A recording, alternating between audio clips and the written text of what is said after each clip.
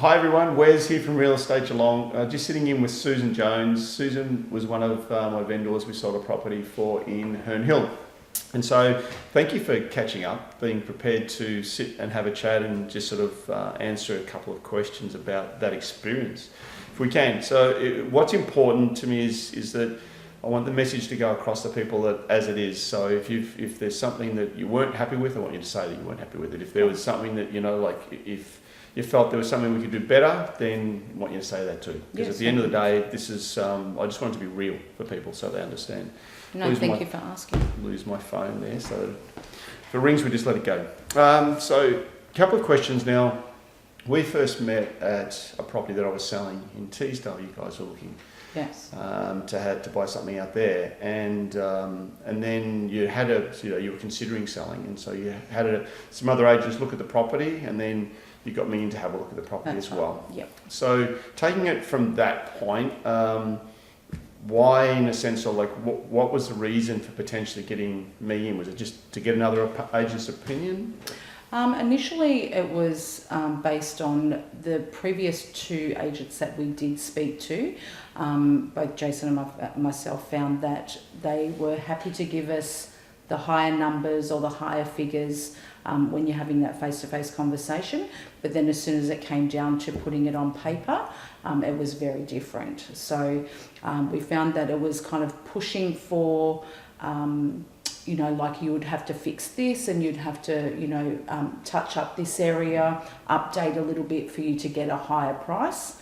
And we found that, even though that's what most agents realistically say, when Jason and myself spoke to you, we found that what you were actually providing us was actual knowledge, experience, and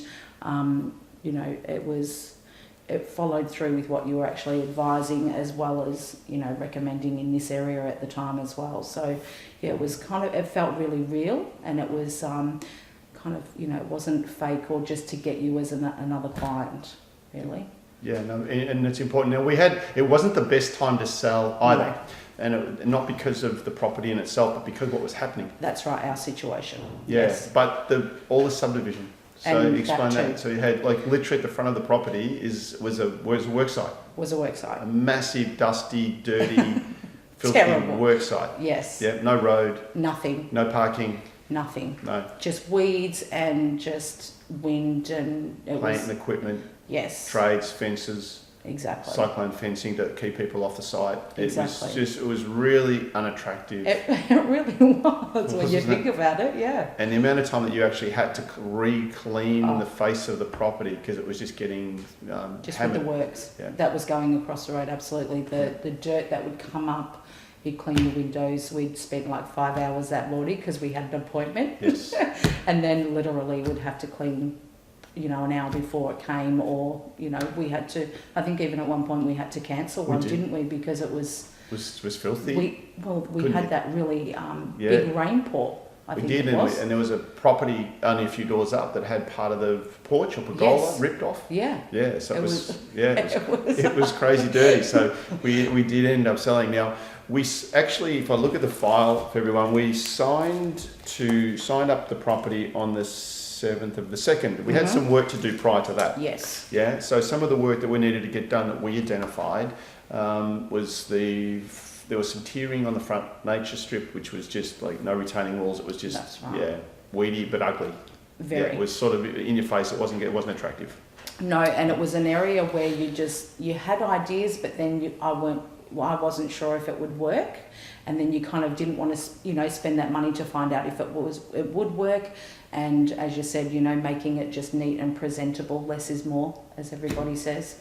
And that was the best option we actually come up with, which was great. And the back as well, because we had the old pool that we had to pull out. I needed to fill that in and get all that levelled off, because that was just you couldn't use the yard. No. And not where the pool was, not at all. No, not at all. And of course the fence in areas, we wanted to get that sort of recoloured so that it lifted the grass. So we didn't spend a lot of money, and I know you had some other prices to do some of the work, and we didn't do the full extent. But what we did do is we looked at it and analysed the property beforehand extensively across every aspect of every property, not just basic analysis. Remember the spreadsheet that I showed you that had every property? There was like 18 to 20 properties on it. and we pulled apart every part of that. So what it allowed us to do is to identify if we spent X amount of dollars, what we'd get back. Yes. Remember, you had a quote, I think, for like 30 grand to do some decking and some pergolas. It was insane. Yeah. But I couldn't prove by doing that you were actually going to get that money back. That's right. And so to me, that becomes risky. Whereas so what we did do though is we ended up spending about $6,000 or $7,000. It was under $7,000. But we then were able to make sure that we could get that back. So where it stacked up in terms of the numbers was around about the mid fives. And we had the comparables for that mid fives, and we signed the authority based on that. Yes. And the statement of information. But what happened soon after that was, very soon after that, was I actually realised there was, by just staying across the market, there were some other properties that were selling that weren't, well, in some cases were bigger homes on bigger parcels of land, but they gave us great reference to re-leverage yours. Yes, that's right. So we did that now. So we changed the authority up. I want to take a step back slightly though. Sure. So at any point in time, we had the property for about a month before that happened.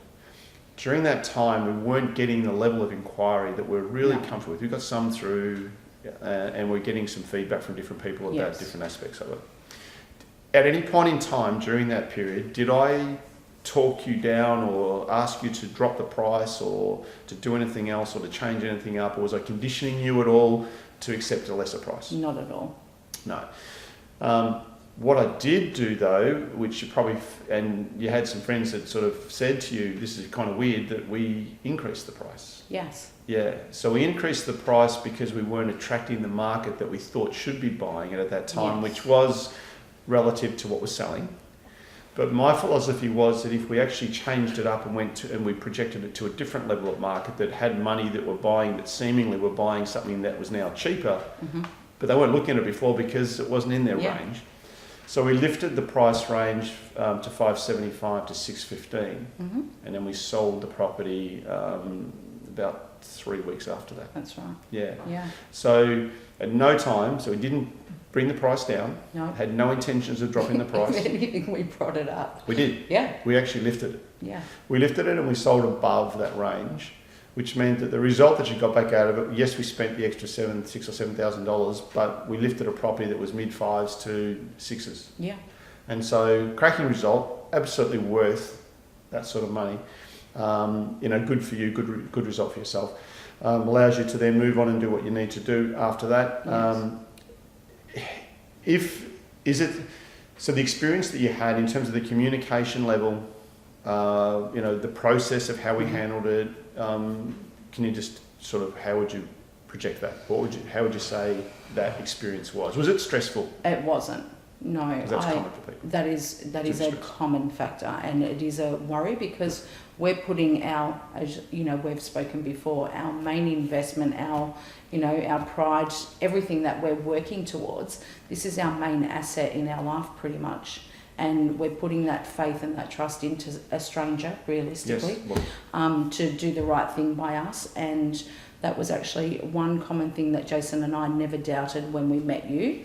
I don't know, I honestly just think that it was just meant to be, that you were the person to be, chosen to go down this path with, and I've not faulted anything. Like, it's been a really good experience for me, and I wouldn't go to anyone else. I wouldn't. I really wouldn't. And we appreciate that, and as a result, because we're now some 6-7 months after. Yeah. So it's and you gave me a fantastic testimony, and we really appreciate that. But what we wanted people to see is that it's real. Those testimonies are real, and it's real people sitting behind that, and the results that they get are really solid. So and that's all we want. So my ultimate goal, no matter what property I take on, is to look at where the market is, to find the best comparables and to sell up against it. Yeah. Yeah, not bring it down to say it's under, it's to actually outsell those. And that's part of my guarantees. That's what I do. It's, so it does take time. But, we're prepared to put that effort in. We didn't rush it. There was no rush. No. We said patience. We've just got to be patient. We had to find the right buyer, and that was realistically what we needed. And I believe that we found the perfect buyer for my situation, and for the future side of things as well. There was time within that, if I can say though, that you guys were sort of kind of A little bit nervous? Not nervous, or you're sort of more eager to wanted things to happen and it wasn't quite happening. Yeah. And yet at the same time, my philosophy is remain calm. It'll happen when it happens. Patient, because we will find the right person. And why that is so important is because when people start to get a little bit of anxiety there, or they're anxious around trying to make things happen, is that reflects in conversation, reflects in everything. Right? Yeah. So, and then you start to wonder, are we ever going to? And I guess because you had, depending on anyone's experience or what their situation is, if you are having to look for another home and, and you found something, I guess, when you have your heart, look, when you see something that you do want to potentially buy but yours hasn't, it kind of does make you a little bit nervous because that will sell too. But then, as you advised as well, everything will happen when it's supposed to, and maybe that's just not the house for you at that time, and just be patient here. So, yeah, be patient, because if you're not patient here, you don't get the best result, because you've got to rush a sale. That's if you rush a sale, there's only one thing that typically comes out of that, is a cheap purchase for and them. a bad decision. And a bad decision. Yeah, and I'm not prepared to sell that way. So people that are in a rush, I'm not your agent, because I'm not prepared to actually undersell a property. So as far as I'm concerned, it's about maximising it every single time. This is a principal place of residence, so that extra money that we got, lifting it from the mid fives to the just on six, that's tax free. So it takes a long time to pick up an extra 50 grand. Absolutely. And I appreciate it. Yeah, I know that. And I don't say that for any other reason, that I want people to understand that it is important that every dollar that you can extract out of a sale, you get. Absolutely. Yeah, and that's why I never talk a property down. Once I've done my analysis, that's what it is. We're going to sell it for that or more. We're not going to sell it for less, and I do not drop a price. That's because I know, and I've got a conviction about what it's worth, and I'll stay across the market to make sure that we do that. So I really appreciate that. I suppose in a sense, we had to just use a simple numbering form for people to understand. Out of a 1 to 10, in terms of 1 being low, 10 being high, how would you recommend the overall experience? My overall experience dealing with you, meeting you, and what you have given to me, even not just selling the property, but my future goals as well, 10 out of 10 easily. Yeah, look, we thank you. It's what I like about it is we end up with new friendships out of it all, which is great. So then you guys aren't just a client that it's based on a commission. It's not another number. It's not. It's based on what do we do going forward that can actually get you ongoing results.